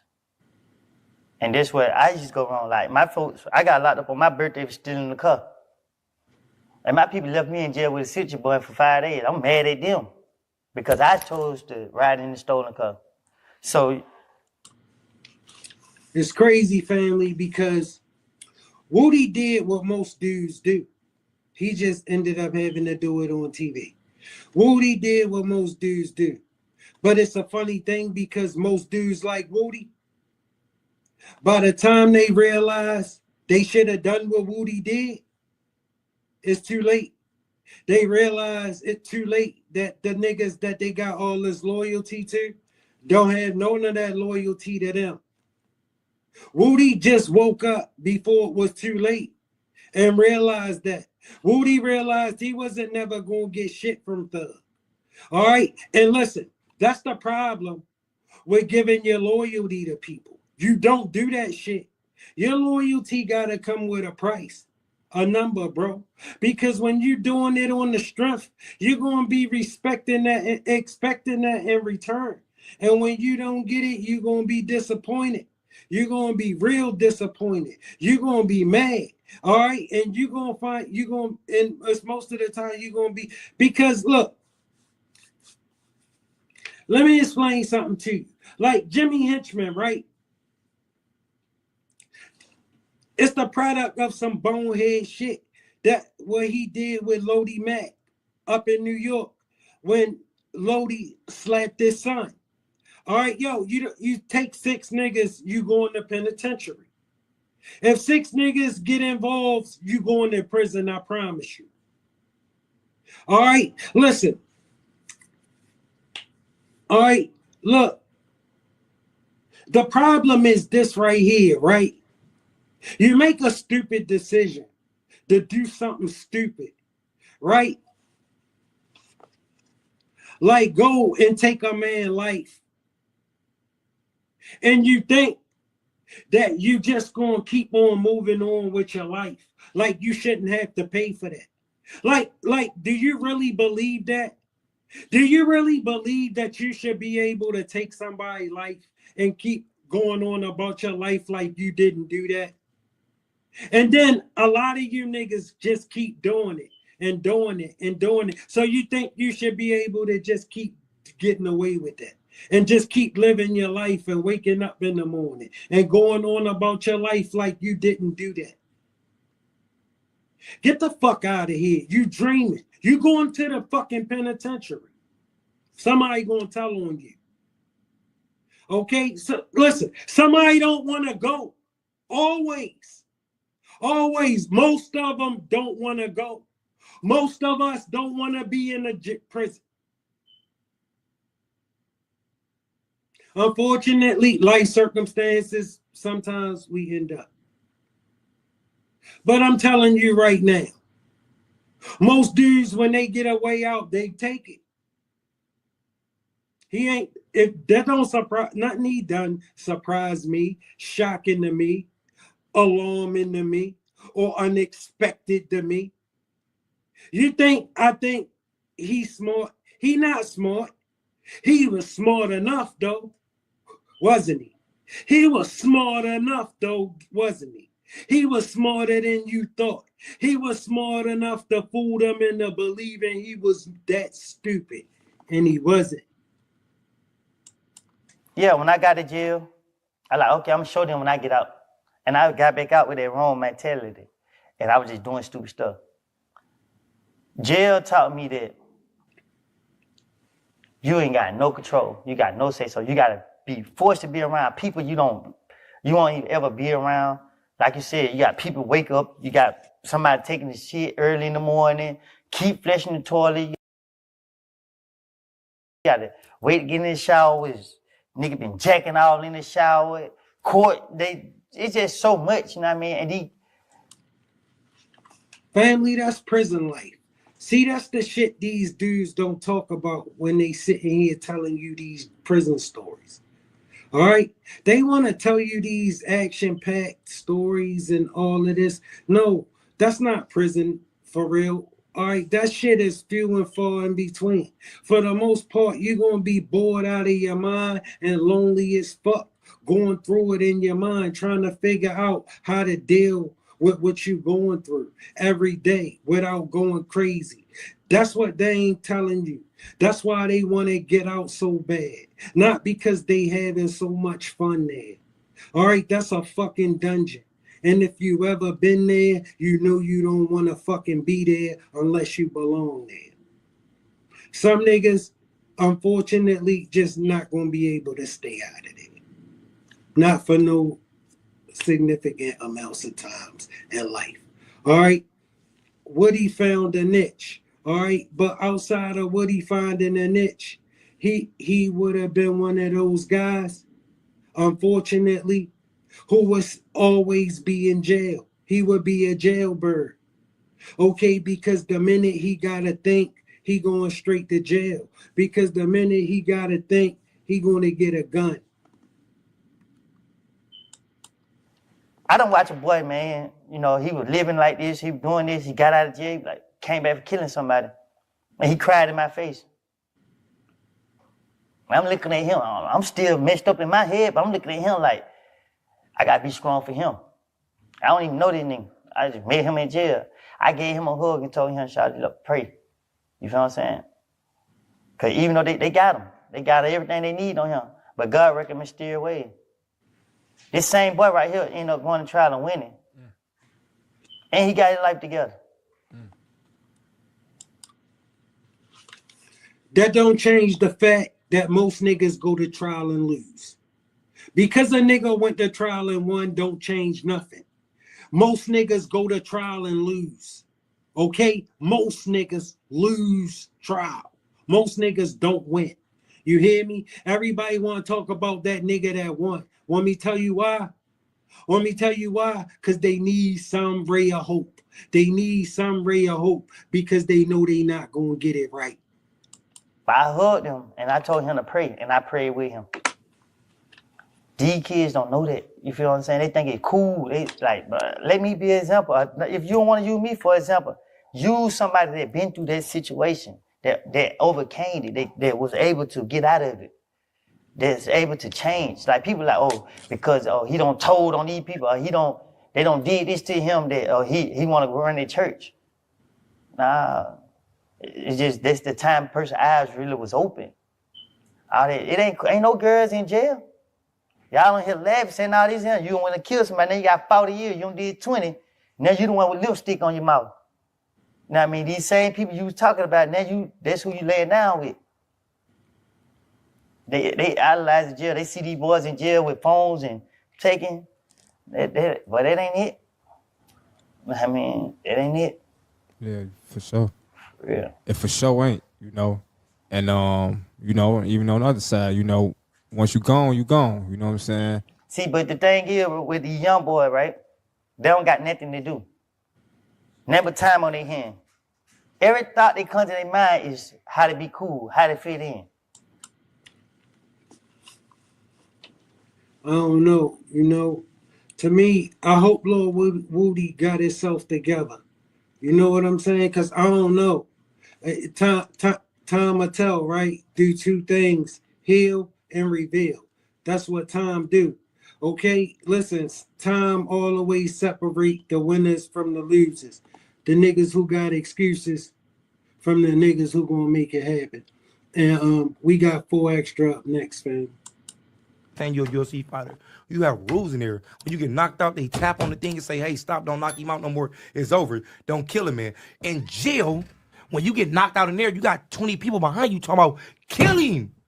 Kill him. Stomp on his head. Kill him. See, that's the difference what I'm trying to tell him. What he's just trying to do, he's so pressured up when you know, if you ever see somebody pressured and you talk to somebody and y'all already had heated words before and y'all get in front, he really don't know what to say, so he starts stuttering, over talking you, and then he talking like it's uneducational, so you like, damn, what the you saying? Like, let one of us talk real quick. You know what I'm saying? He get to sweating, he get to talking and shit, like now he's saying shit that he ain't even supposed to be saying. So he understand like he have to pump himself up to go in the ring with you. You know what I'm saying? Everybody in life, no matter where you at around this world, when you fight, you think about what you about to do to him. You say everybody is a winner in their head, no matter what. And I don't take that from nobody because I'm always gonna be a winner in my head. Bro, listen to this dude, bro. I mean, like, to me, I mean, he is the prototypical psychopath. All he talk about is prison, jail. He equate everything to jail. What jail? Why is a fight so important to him? Listen to how deep he is about a fight. This a grown man. That's not a little child, a little boy. You would be able to understand this coming from a little kid. This is a grown-ass adult middle-aged man who talking about he can fight like somebody would ever give a fuck. Like, yo, he talking about jail and the pressure of a fight. Like he in high school and the nigga wanna kick his ass after school. That's how this dude talk. Like, bro, is he serious? This a grown-ass nigga. Win, lose, or draw. So this is the point, though. When a person is nervous of a person, you have nervous and you have confident people that's gonna go in there and really squab you and put you out. You got some real fighters. When a person is, I'm sorry, family. Excuse my language. That's a grown brother. I'm gonna get that right. I promise. I promise. nervous, you get to saying shit that you don't even mean, that you don't even know what the fuck you saying. So when you get up there speaking, you're like, what is he saying? What is he talking about? You get what I'm saying? You don't even know what he's talking about. Now he just talking just to talk. You get what I'm saying? And you nervous. You don't know how this fight about to go. The reason why you heard me and the reason why you want to fight me is because you heard about me putting stuff out. So this is the point. I never heard of you. I'm not saying, you know what I'm saying? I never heard of you. See, now he gotta live up to that shit he been talking. And niggas wanna fight him everywhere he go. And he don't want, because nigga, you know you ain't about all that shit. Because ain't nobody that tough. Nobody, family. Nobody that fucking tough. But he don't get that they believed him. Now they wanna prove that he ain't tough. All right, because he don't understand it's one of him everywhere he gonna go. Soon as he leave 40 and Vernon, where he think that's the world. No, that's his world because his world's small. But when the world open up, he see how many niggas think just like him, that he ain't tough. All right, I'm tougher than him. And now everywhere he go, somebody want to fight him. And now it's who is you? When at first, remember, he would fight anybody. You guys squabble everybody, all 30 of them. Now it's who is you? Who have you fought? Who is now it's all of this. But just, you know what I'm saying? Before Adam gave him $400 for this shit, and he was eating noodles and tuna fish out his cabinet in the kitchen. And you know what I'm saying? Listen, I'm telling you right fucking now. All right, listen, this dude claimed the fame is that he can fight and that he go to jail and that he stay in jail. He think he gets some credit for being a 40 Crip that can do that. The world don't give him no credit for that, family. He just the monkey in the cage. See, he believed Adam audiences dudes like him. No, Adam audiences dudes like Adam, who came to watch the monkey in the cage. They ain't gotta buy a ticket. All they gotta do is pull up to No Jumper and watch Adam control the monkeys in the cage. You feel me? Because they don't want to be nowhere near animal like 4 Extra. All right? Why you think to 4 Extra, he think it's the end all be all to the world, and he really believe it means something to Adam to come to Vernon Avenue, where he from, 40 Crip, because he with him. He really believed that that means something to Adam. Adam will never come back there. It ain't nothing to see there. Nigga, it's something to see there to you because that's all you got. But it ain't nothing to see there. If you live there, trust me, he don't want to be nowhere near it. You get what I'm saying? I never heard of you. You brought him up to me and I just see you get on the thing. But see, that's the point. You heard of me though. You heard Off the Back. You heard Vernon Avenue. You heard Chris on the Fig. And you heard me knocking stuff out. So you heard of me. So on Glove Game, that tells you something. That speaks real value. Because wherever you at, you heard of me there. Where's the glove come from? The glove? Oh, yeah, see, now them niggas want to fight him. Now he got all these excuses. Ain't nobody never heard of him. They heard of me before. He was taking he was taking all comers, what? The Django, what you talking about? The Django off the chain. The Django said time is a weapon, heal and reveal. I like that. Yeah, the Django. The Django said he institutionalized. Can't figure out how to control making the world better. No, he can't contribute nothing. You know what I'm saying? The Django off the chain said before it was anybody. Yeah, straight up. Look, bro, look, family, we gotta get it together. We gotta do better than support a nigga like this, bro. His claim to fame is that he go to jail and that he can fight. That's a grown-ass man. And I don't want, because you know, as you can see, they want to fight him. So you got our kids aspiring to be a full extra. Why? Because he got famous doing this dumb shit. Now, and you know they gonna take whichever route they think the easiest. This, how easy can you get? A jailbird that could get on TV and talk about the pressure of getting ready to have to fight as a grown-ass man? Yo, who the fuck is worried about that? As a grown man, you supposed to have kids to feed, all right, bills to pay. You gotta keep a roof over their head. You ain't got time to be worrying about no fucking feed. Nigga, you do grown man shit when you your age, all right? That's some shit I would expect my 15-year-old son to be talking about. And me telling him, look, you gotta lock in and focus. All right, that's some dumb shit. All right, that ain't gonna get you nowhere. All right, but he ain't have no men in his life. He only had women who screamed at him. All right, screamed at him so bad that he wanted to get away from her. So bad he went to jail. you know, got the point where he got the symbol 1, 2, 3, 4 with the 0 with the ball. The ball's the 0. Oh, okay. 4 fingers, 4 0, 4. Yeah, I don't want to do it, but I see you like spread all your fingers apart as much. Yeah. As, it's like you throw. I'll blur it, but it's like that. Yeah. Okay. You ain't gonna blur that. I'm not gonna do it, but that's just, I just wanted to. Cause I'm trying, kind of like paying attention when I was out there and seeing what everybody's putting up there. Hey, that's another thing. We've been talking so long. We ain't even talk about the at all. Listen, I bet you anything that the women think he is so sexy.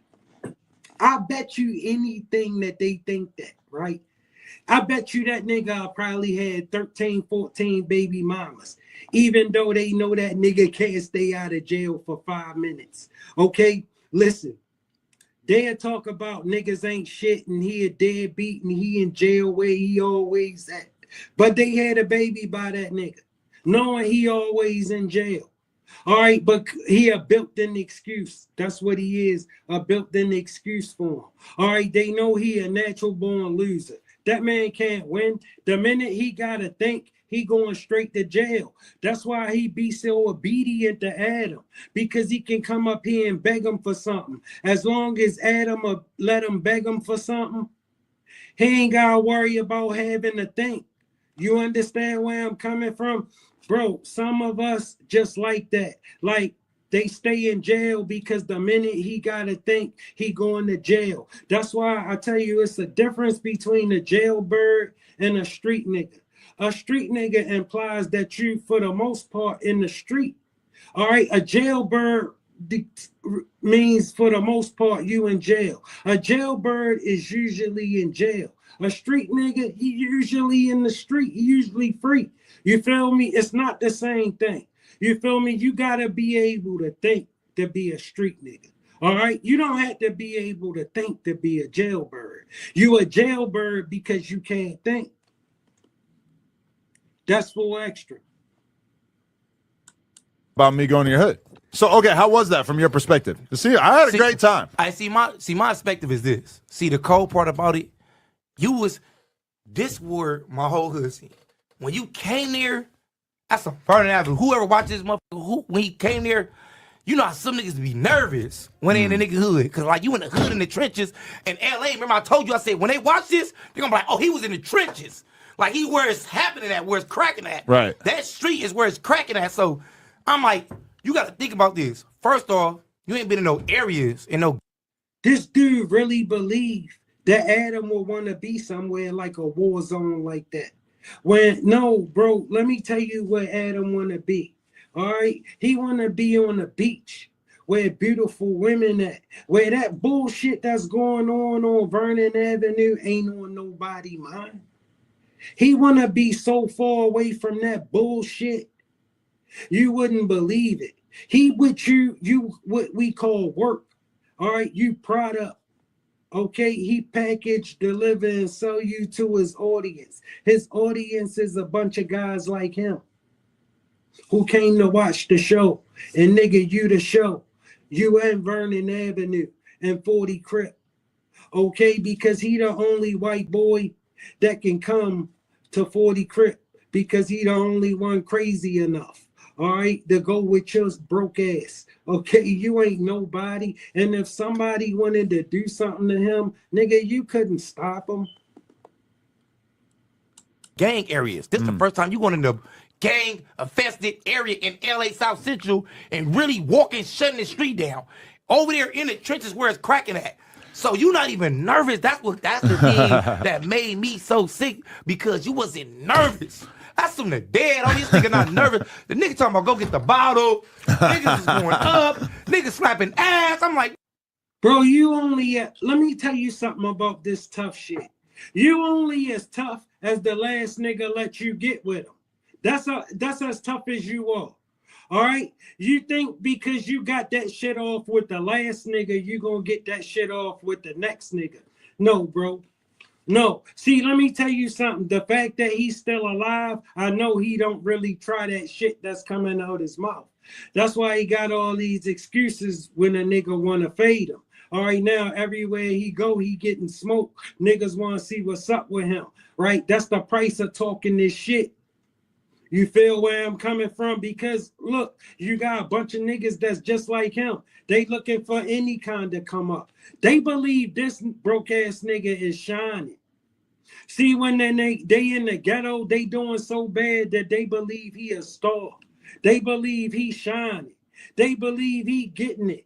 Man, Adam gonna give him about $400 or $500 and tell him to get the fuck on about his business, and he gonna be happy. He gonna be happy. Let me tell you why. Because he know he couldn't generate nothing like that on his own. Okay, he one of them niggas that'll be doing 19 years over $70. He'll be doing 19 years over $70.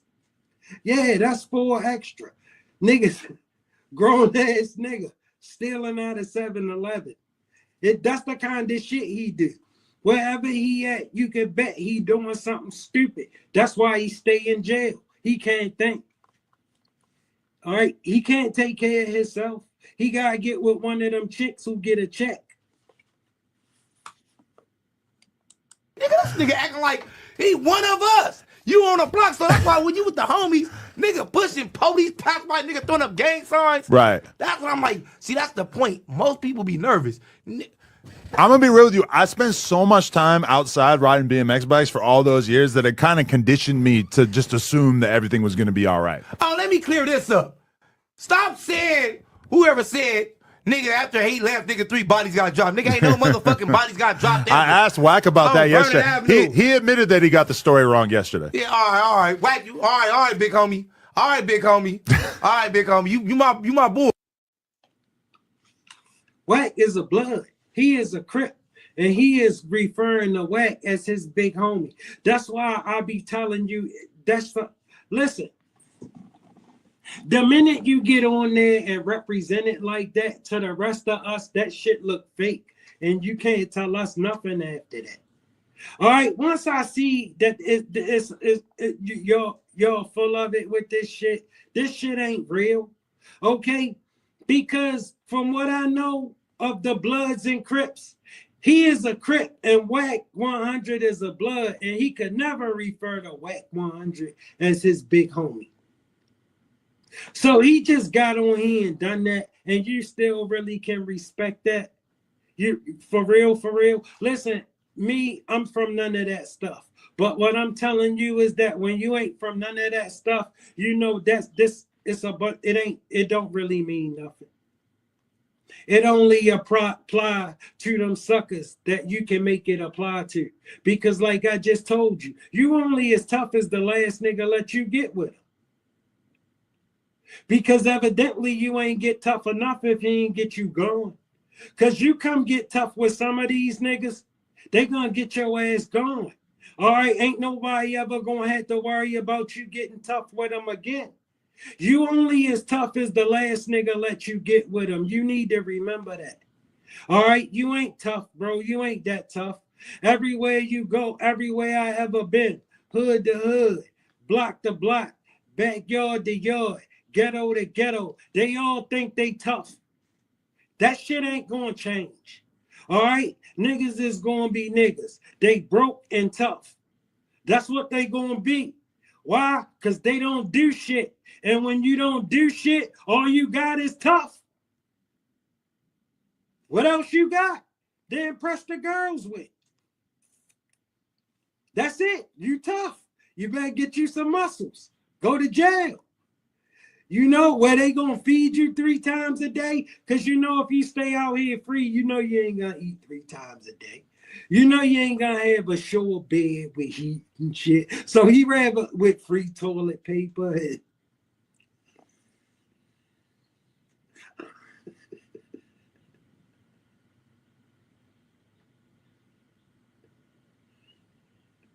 And all the fixings.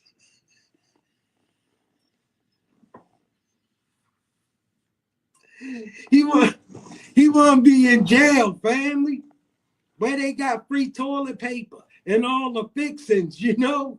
He clicked them lights, they just come on. See, when he get out, when you click them lights, they don't just come on until you paid that bill. And then he realized that, oh shit. See, when you get out of jail, people will be cool and understanding for a couple of weeks. But then they gonna start wanting to know where yours at. That's where the problem come in with him. Now he gotta do something. The minute he gotta do something, he going back to jail where he ain't gotta do nothing. You feel me? All he gotta do is make it to the phone and beg people. Cause he in jail. Remember, that's the ultimate excuse for not having to be shit. You in jail. You know what I mean? And some niggas go to jail so much, you know they don't mind being in jail. He in jail more than he free. All right, and we all know a bunch of niggas, that's 4 extra. That's his claim to fame. He go to jail when he can fight, and that's a grown-ass man. He's trying to spook me. He's trying to scare me. Don't do it. Don't do that, nigga. You know ain't nobody jumping. Because he's telling me like we doing the dropping. When he told me that, he's telling me as if like, yo, you can't be doing that shit anymore because when you go out there, it makes the ops so jealous or so like aware of the situation that then they decide to pull up and do crazy shit and it's gonna get blamed on you. Well, but he doesn't realize I was on the phone with you 10 minutes before he called me, and you're happy as you're not mentioning anything bad. As soon as he tells me that, I'm thinking in my head like, nah, because there's no way 4 Extra wouldn't know, and there's no way 4 Extra would be in a happy mood. I'm on a block every day, so you got to think about it like this, bro. You get what I'm saying? First off, if they want to put, bro, he really don't know this dude is mocking him. He really think this dude respect any of this shit.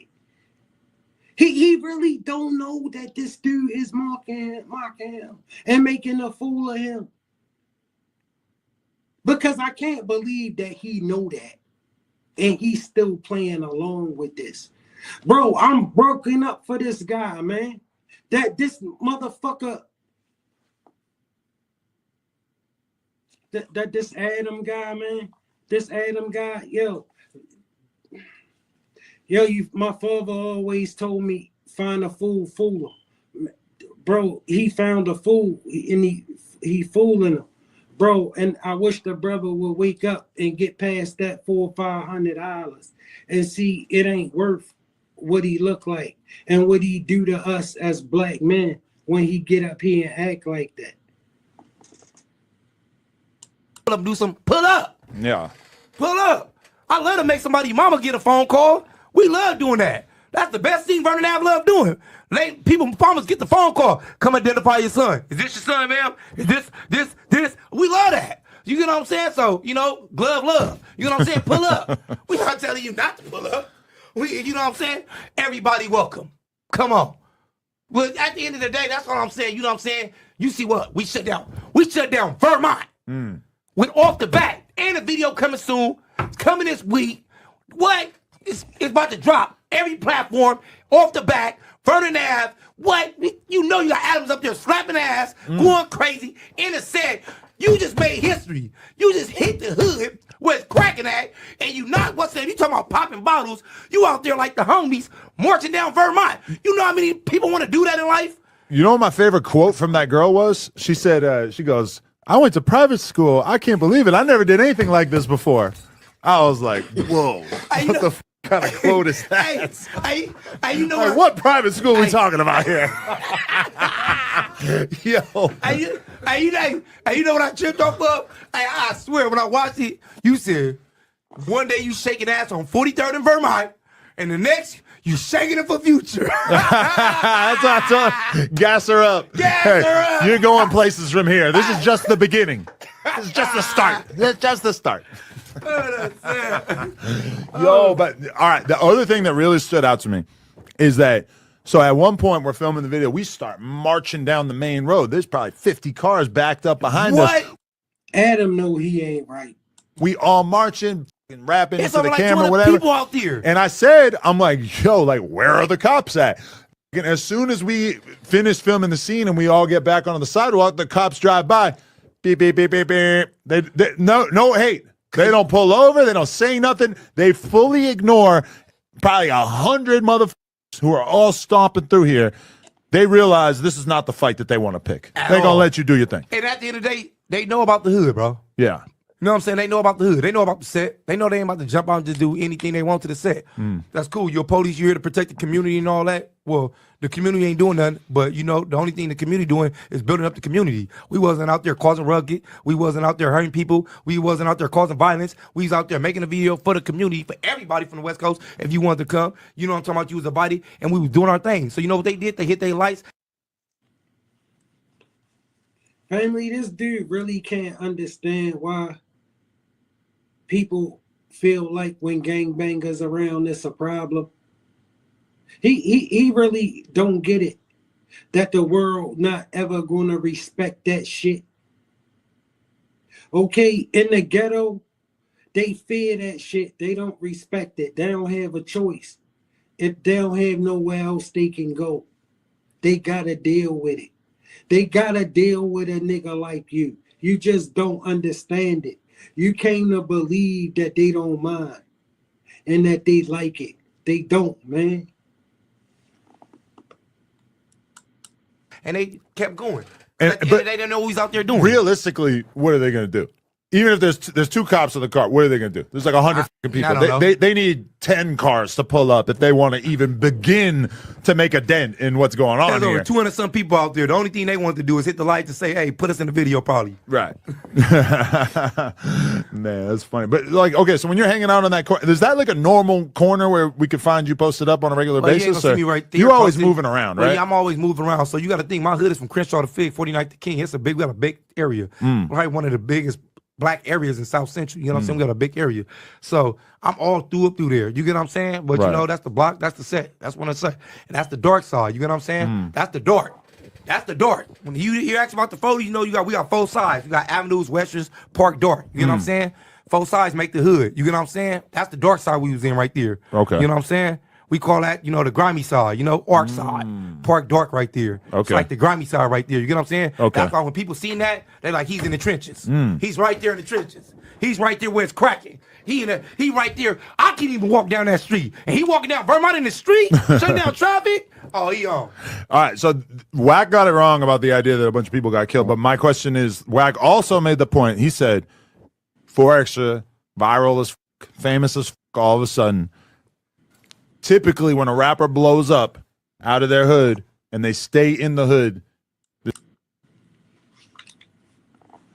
Well, if he blew up and he famous as fuck, why you only give him $400 or $500? Why? Because you knew he ain't blow up. You know he ain't famous as fuck. You know he local as they get. And that's why you give him $400 or $500, because he can't demand nothing. He can only beg. He ain't reached the point where he can demand nothing. He can only beg you to be able to keep coming around so he can keep doing this. So you can give him a couple dollars so he ain't gotta go to jail. That's what all of this shit about. Is not the best result. What's your reaction to that? Are you planning on perhaps moving somewhere that's a little bit? See, family, that's how much he really like going to jail and having to run all them fades. This what he gotta do to stay out of jail, because he don't like going to jail, having to run all them fades, but he don't know how to stay out of there. He can't think. That's what happened when you never learned how to think. All you ever did was follow people. More laid back, look. not being in the middle of the chaos. You can still swing by. You can still show love. You can still make moves. First off, but you're a little bit ducked off. First off, I don't know your situation. First off, I ain't got to live in my hood to be in my hood. Oh, so you have already Potentially. I ain't got to okay. live in the hood because I've been living in my hood since day one, since a kid. Born and raised there. So you got to understand this part. My roots is there. I've been there since a kid. It don't matter if I move to Nova Scotia, I'm still there. Vernon Avenue, I'm never going to leave the hood. I'm always going to be in the hood every day. I'm never going to go Hollywood. A million people run up to me like, why you ain't got a bodyguard? Why you ain't doing this? Then you walk around here like you just still regular. I ain't. Bro, you ain't got a bodyguard because you ain't nobody. All right? You don't need a bodyguard. They know you ain't got shit. All right? Listen, they know you ain't got much more than you been having. You know what I'm saying? And you ain't gonna get much more than you've been having. Family, look, this is an example of everything you don't want to be. This is a failure. This is a man who never planned to do shit, so this is something big. Okay? Don't get it twisted. He don't represent the brothers. I love him. I hope he get himself together, but I don't know, family. All right? Listen, as always, it don't take much to be nice. We all gotta live on this planet together, walking in and out of each other's space. Respect is important. All right, listen, if you're not subscribed, make sure you subscribe to the channel. Smash that like button. Share the program if you will. I love you, family. 8:30 every night. You know what I'm saying? And on the whims, you know I do these. I love you, family. Thanks for pulling up and spending your time with me. Until next time. 8:30 tonight, family.